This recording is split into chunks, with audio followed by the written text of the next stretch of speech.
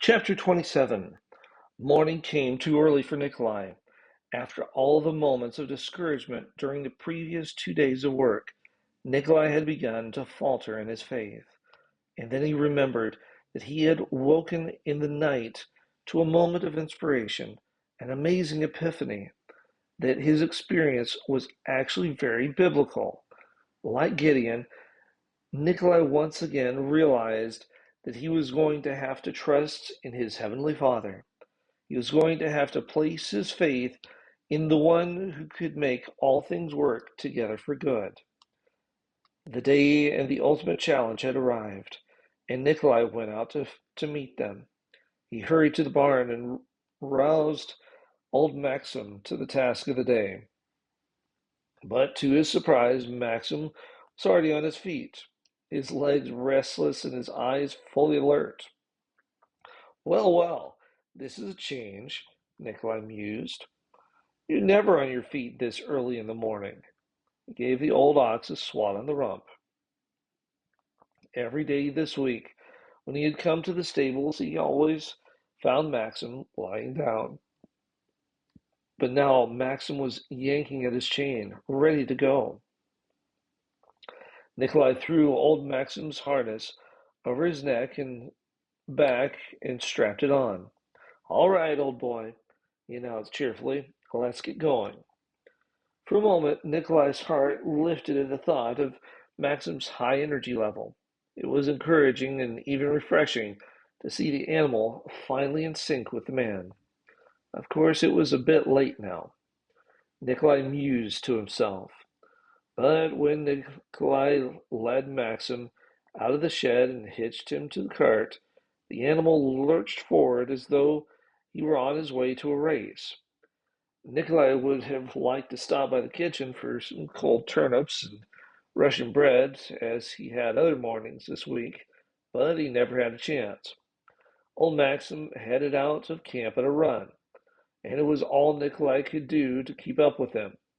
In fact, Nikolai ended up running all the way to the spring behind Maxim in the bouncing, bumping cart.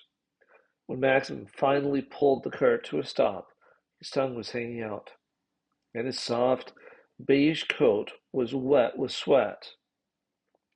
Nikolai tried to catch his breath as he stepped up to the ox, now also breathing heavily. Wow, what was that all about? Was all Nikolai could say as Maxim stood with his head down, his eyes rolling up in his head. Nikolai filled the water barrels and then pulled a rope from the cart and tied the barrels on securely, in case Maxim got any ideas about running again. Nikolai wanted the barrels to stay on the cart. He looked at the ox again. What was up with the big animal? The day before, the whole operation had nearly come to a grinding halt because Maxim had no energy.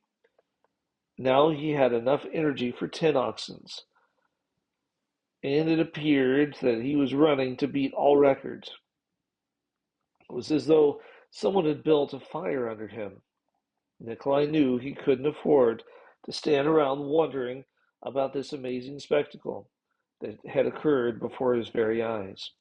He needed to capitalize on the opportunity Maxim was offering, the gift that God had given him.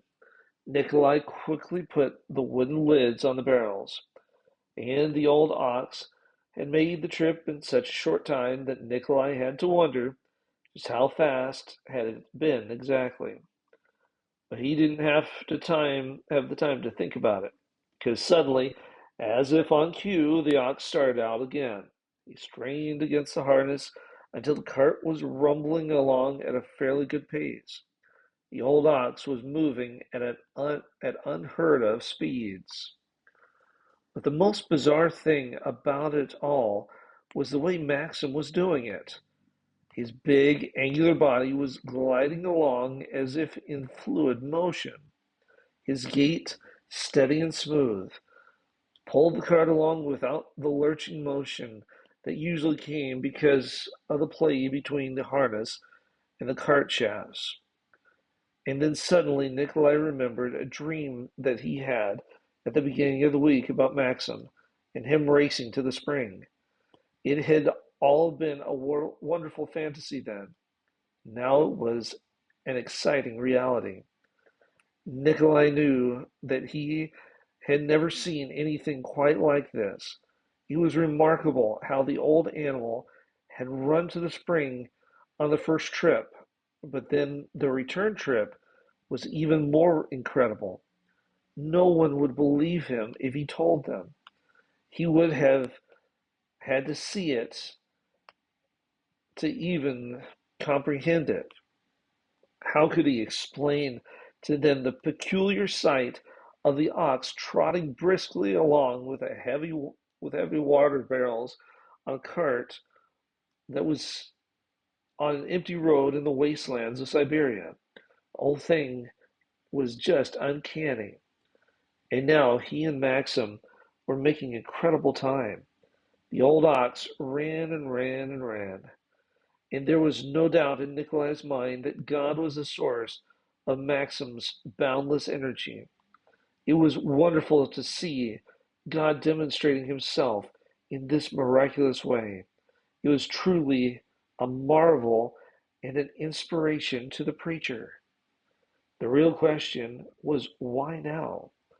Why had God waited until the last day to help Nikolai? Of course, Nikolai knew the answer to that question. God wanted to remove all doubt from Nikolai's mind that there was anything he could do himself to work out his own miracle story.